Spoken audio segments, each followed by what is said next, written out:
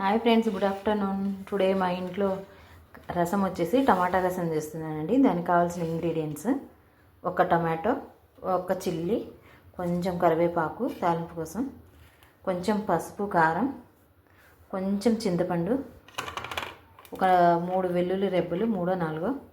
దాంట్లో కొంచెం రసం పౌడర్ అండి, ఆచివల్ల రసం పౌడర్. ఇవన్నీ యాడ్ చేసి ఇప్పుడు నేను టమాటా రసం చేస్తాను, చూడండి.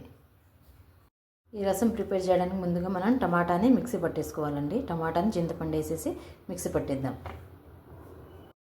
ఇప్పుడు దీన్ని మనం మిక్సీ పట్టిద్దామండి. చూడండి ఫ్రెండ్స్, ఇలా గ్రైండ్ చేసుకోవాలి. టమాటాకి ప్యూరీలా చేసుకోవాలి. ఇప్పుడు మనం గ్యాస్ మీద ప్యాన్ ఒక చిన్న గిన్నె పెట్టేసుకుందాం. నేను నలుగురమండి, ఒక టమాటా రసం వేసి సరిపోతుంది. అండి దాంట్లో కొంచెం ఆయిల్, 1 స్పూన్ సరిపోతుందండి. 1 స్పూన్ ఆయిల్. ఇప్పుడు దాంట్లోకి తాళమింజలు, ఇలా చిదుముకున్న వెల్లుల్లి, చీల్చిన ఒక పచ్చిమిర్చి, చీలికలు అంతా మిక్స్ చేసుకోవాలి.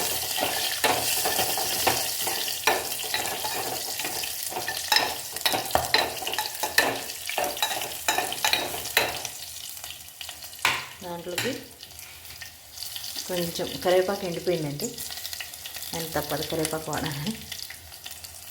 కరివేపాకు